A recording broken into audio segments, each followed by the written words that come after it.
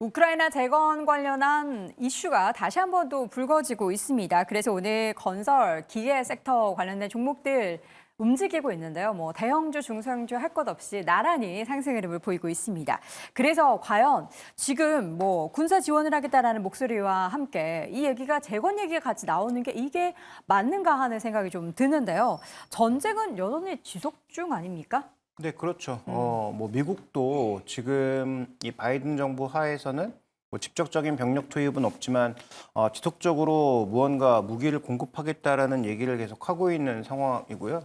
그다음에 지금 러시아하고 우크라이나 쪽에서 계속 뒤로 협상이 시도되고 있다는 얘기가 나오고 있습니다만 협상의 출발선 자체를 지금 합의하기가 굉장히 어렵기 때문에 이들의 전쟁은 우리가 생각하는 것만큼 그렇게 쉽게 끝날 수 없는 상황인 건 분명합니다. 물론 전쟁 시작하는 것에 대해서도 굉장히 말이 많았고 이렇게 오래 갈 거라는 것도 아무도 몰랐던 만큼 정말 어이없게 갑자기 없어질 수도 있겠죠. 다만 그렇게 된다고 해서 국내 지금 테마주로 움직이고 있는 종목군들이 정말 수혜를 받을 수 있느냐. 일부 오늘 뭐가 소식이 나왔다고 해서 아스콘 관련주들 급등해서 올라가고 있는데 저는 이런 거를 테마로 묶어내는 것 자체가 조금은 불편하긴 합니다. 매매하시는 분들에게는 죄송한 말씀이지만 네. 그래서 진짜 수혜는 없고 그다음에 그와 관련된 내용도 질문하신 대로 확정할 수 없는 만큼 네. 테마는 테마일 뿐이죠. 이게 투자할 거리가 없을 때 또 이렇게 하나씩 묵혀져 있는 테마를 시장에서는 끌고 오잖아요. 네. 그런 관점에서의 또 이런 이슈가 불거진 게 아닌가라는 생각도 좀 드는데. 네, 근데 대형주들은 실제로 이 이슈 말고도 이미 움직이고 있었죠. 네. 그다음에 아시는 것처럼 미국의 캐터필라 지금 엔비디아 너만 신고가가 아니다. 캐터필라도 매일 신고가를 내고 있습니다. 그래서 그러한 흐름은 캐터필라도 동일하거든요. 실적 EPS가 계속 상향되고 있고요. 네. 배당금을 지속적으로 올리고 있고요. 이런 분위기가 지속적으로 나타나면서 이 종목의 신고가도 같이 가고 있는 상황이니까 물론 상승폭이라든지 밸류에이션이라든지 이런 것들은 차이가 꽤 많이 나지만 그럼에도 불구하고 강한 모습을 보여주고 있으니까 이걸 쫓아가고 있는 국내 종목들이 있었는데 오늘 이제 이런 이슈가 터지면서 같이 좀 도매급으로 묶이고 있는 게 개인적으로 좀 안타깝습니다. 그래서 결이 다르다. 지금 우리가 건설기계에 대해서는 여전히 중동과 미국을 보는 게 맞다라고 네. 저는 판단합니다. 그러니까 이런 우크라이나 재건 말고 이제 중동 쪽에 있어서도 인프라 투자 확대에 있어서에 대한 모멘텀으로 이야기하면은 합리적인 좀 중장기적인 우리가 모멘텀 가지고 투자 얘기를 할 수 있을 텐데 이렇게 테마성으로 엮이는 게 참 좀 아쉽다라는 의견 주셨고요. 앞서서 제가 잠깐 언급드리게 됐지만 EU에서는 지금 7조 원에 달하는 우크라이나 군사 지원에 합의를 했다라는 이야기도 있고 이 가운데 과연 이 우크라이나 재건 관련한 테마가 지금 부상하는 게 왜 때문인지에 대한 이야기를 계속하고 있는데 김태성 교수님은 네. 왜 그렇다고 보십니까?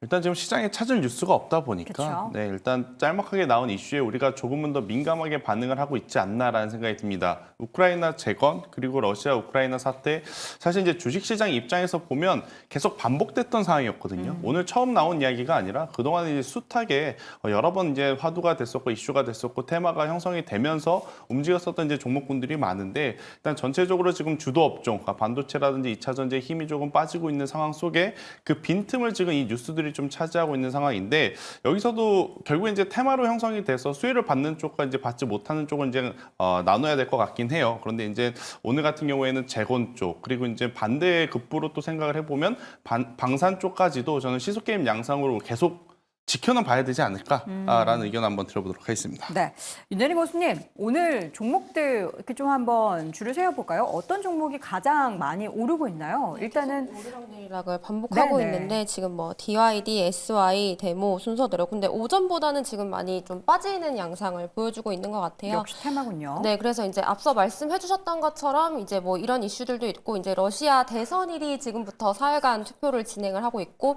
또 푸틴이 대통령이 이제 오선이 거의 확실시 되다 보니까 말 그대로 이제 계속 주도해왔던 반도체 그리고 배터리 바이오들이 조금 이제 조정을 거쳐가면서 사실 이제 더 부각될 이슈가 없으니 이렇게 보이다가 네. 또다시 이제 주도 업종 중에서 다시 또 온다면 이 부분은 좀 빠질 거기 때문에 그렇게 크게 우리가 이제 투자 관점에서 좀 보는 것은 좀 이제 유효하지 않은 그렇죠. 전략이지 않을까 싶습니다. 네, 재건 관련해서 말고 건설기계 이런 종목들을 봤을 때는 정말 굵직하게 중장기적으로 봐야 될 기업들 많지 않습니까? 테이버 고수가 주목하는 기업 뭐가 있을까요? 근데 그 전에 앞서서 뭐 우크라이나 재건 이슈 뭐 테마가 좀 불편하다고 말씀해 주셨는데 네. 지금 테마가 도는 이유는 일단 4월에 러시아랑 우크라이나가 지금 선거가 있습니다. 그렇죠. 그 선거가 있는 상황에서 우크라이나가 상당히 많이 밀려 있는 상황이거든요. 근데 이런 부분이 있어서 이게 뉴스에는 좀 보도가 안 되는데 오히려 푸틴이 승기를 잡은 상황에서 약간 어찌 보면은 뭐 우크라이나를 전복하는 뭐 선거 결과에 따라 가지고 지금 젤렌스키가 밀려난다라고 하면은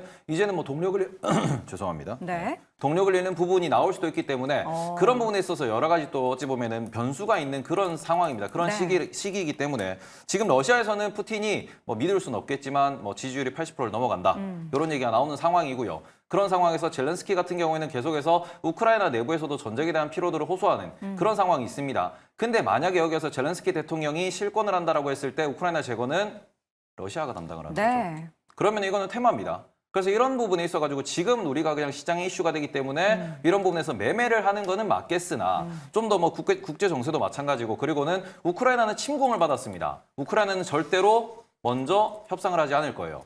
이런 부분에서는 우크라이나 입장에서 최근에 러시아에 있는 이제 우리 석유 플랜트 그걸 테러했다라는 얘기도 나온 그런 이유가 뭐냐 그러면은 우리는 여전히 싸우겠다라고 이야기를 하는 거거든요. 유럽 역시도 이번에 뭐 지원을 한다라고 하는 게 결국에는 유럽도 어떻게 해서든 우크라이나가 방패가 되어야 된다, 방어막이 되어야 된다라고 여전히 그런 식으로 좀 뭐 지원법이 됐든 아니면은 여론이라든지 정치적으로 계속 이제 압력을 행사한다라고 보실 수 있기 때문에 이런 부분에서는 이거는 뭐 우리가 매매로 하루 이틀 정도 이렇게 접근하는 건 상관이 없겠으나 네. 이게 아주 중대한 사안이다라는 것도 조금 이제 지정학적으로도 중대하다라는 걸 보셨으면 좋겠고 뭐 우리가 앞서 말씀해 주셨다시피 지금 뭐 우리나라에 있는 기업들 특히 뭐 우리나라의 뭐 현대 쪽도 마찬가지고요. 네. 그리고는 그 밑에 있는 우리 부품주들 많습니다. 그런데 그런 데들 보시면은 뭐 이 캐터필러는 계속 올라가는데 네. 우리나라는 대부분 주목을 못 받고 있습니다. 근데 핵심이 되는 건 뭐냐 그러면은 중동도 말씀해 주셨는데 과거에 올라갈 때 사례를 보시면은 이제 우리나라에 있는 건설기계 장비들 같은 경우에는 국내 건설 경기도 중요하지만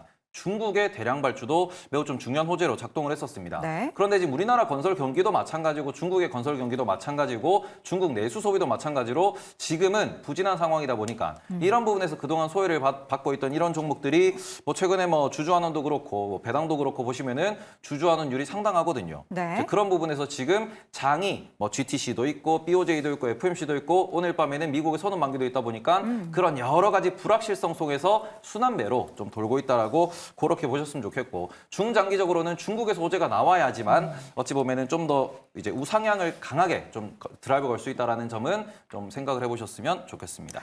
우리가 이제 뭐 캐터필러가 신고가 경신하는데 우리나라 건설기계 관련한 기업들 뭐 대표적으로 두산밥켓, HD 현대 인프라코어, 뭐 HD 현대 건설기계 이런 종목들은 왜 바닥에서 이제 한번 살짝 고개를 들락말락 하느냐에 대해서 생각했을 때는 이제 오히려 반대로 이제 우리는 저가 매수를 할 수 있는 구간 아닌가. 먼저 갔으니까 따라갈 수 있지 않을까라는 기대감. 너무 섣부른 기대감인가요? 저는 그 기대감은 유효하다라고 보고 네. 있는데 다만 핵심은 조금 전에 테이버 고수가 지적한 대로 중국 비중이 높으면 곤란하다라는 중국, 거죠. 네. 그래서 아까도 말씀드렸다시피 미국 현지 법인이 있거나 미국 수출 비중이 높거나 혹은 사우디 같은 쪽에서 추가적인 수주 개연성이 좀 높아 보이는 그런 종목군들을 중심으로 대응하시는 것이 맞고요. 그다음에 지금 우리나라 종목군들이 어느 정도 위치냐면 뭐 캐터필러랑은 아까도 얘기했지만 대장주니까 비교했을 때 할인받는 게 맞아요. 그런데 지금 중국의 삼일중공업보다도 우리나라 종목군들이 다 쌉니다. 어떤 건 비싸고 싸고가 아니고 삼일중공업 샤니보다 다 싸요. 그것 또한 20-30% 밸류가 싸다는 얘기입니다. 그다음에 지금 뭐 잘 나가는 일본 증시에 있는 히타치 이런 쪽이랑은 비교 불가하게 쌉니다. 그러면 이들 종목이 정말로 뭔가 특별한 우월한 게 있어서 그렇게 비싼 게 아니고 시장 상황에 따른 수급 상황에 따른 효과라고 보여지니까 저는 그 갭이 우리 종목이 올라서 축소할 가능성이 높다라고 보고 있는 거고요. 또 하나 중요한 것은 최근에 가장 들썩이고 있는 또 하나의 자산 구리입니다. 구리 11개월 만에 최고치 치고 있죠. 물론 어저께 중국에서 뉴스 발표가 있었습니다. 제련업체들이 감산하겠다는 뉴스가 있었어요. 그러면서 어저께 구리가 11개월 내 선물이 최고치를 쳤는데 우리가 인프라하려면 뭐 필요합니까? 철하고 구리 필요하지 않습니까? 그러면 이런 것들 반등하게 되면 어떤 종목군들이 같이 움직일까요? 광산, 건설기계 이런 종목군들도 한 통으로 묶어봐야 되지 않을까라는 판단을 하고 있고 미국에서 지금 지수가 역대 최고치를 보이고 있지만 네. 계속 신저가를 내리꽂고 있는 두 종목이 있습니다. BH 빌리통과 리오틴토죠. 이게 전부 다 뭐 보크사이드, 뭐 구리 이런 거 만들어내는 종목인데 네. 주가가 급락하기 시작하면서 두 종목의 배당 수익률이 7%대로 올라왔습니다. 그래서 이런 요인들까지 한번 고려해 보시면 지금 저 위에서 놀고 있는 종목군들을 쫓아가는 것도 좋겠지만 네. 상대적으로 아래쪽에서 반전을 노릴 수 있는 종목군들에 대한 관심도 한번 생각해 보시는 것도 도움이 될 것 같고요. 중요한 건 이걸 메인으로 가면 당연히 안 되고 메인은 당연히 뭐 엔비디아를 포함해서 지금 뭐 바이오라든지 시장에서 가장 각광받고 있는 종목군들을 메인으로 두되 네. 신규 종목을 편입할 때는 이렇게 많이 빠졌던 종목이 언제쯤 턴어라운드가 나올 거에 대한 고민이 필요하다라는 관점에서 보면 방금 앵커가 질문하신 종목군들에 대한 저가 매수 관점도 저는 충분히 가능하다. 특히 두산바켓 같은 경우에는 작년에도 그랬지만 올해 자기가 스스로 컨센서스를 막 깎아요, 보수적으로. 왜요? 그러니까 실적에 대한 보수적인 전망을 미리 해놓는 거죠. 그래서 작년에 역대 최대 실적이었기 때문에 컨센서스를 깎아놓으니까 뭔가 그 정도 실적이 안 나올 것 같기는 하지만 네. 재밌는 건 이들이 건설기계가 마진율이 어느 정도 나올 것 같으세요? 낮을 것 같은데요? 높나요? 두 자릿수가 모두 넘습니다. 4분기가 많이 깎여서 11%였습니다. 그래서 올해도 그 정도의 마진율을 유지한다? 저는 네. 뭐 지금의 주가에서는 꽤 많이 올라가지 않을까 이렇게 보고 있습니다. 네. 자, 지금 시점에서 테마로만 접근할 것이 아니라 굉장히 저점에 있는 상대적으로 미국이나 중국 기업 대비해서 저점에 있는 이유를 명확하게 생각해보고 향후에 대한 개선이 기대가 된다라면 저가 매수의 관점으로 일부 포트폴리오에 편입할 만한 종목들 찾아보는 그런 시기가 될 것 같습니다. 다시 한번 한 줄평으로 정리해드리죠. 먼저 김종혁 고수입니다. 건설기계, 우크라이나 아닌 미국과 중동을 주목해보자. 김태성 고수, 반복되지만 봐야 한다. 윤혜림 고수, 갈팡질팡 테마 속의 트레이딩 관점을 유지해보자. 테이버 고수, 우크라이나 제거는 테마, 진짜 상승엔 중국이 필요하다라고 의견을 남겼습니다. 자, 오늘 쟁탑5 함께하고 있습니다. 4위 주제 확인해 보시죠.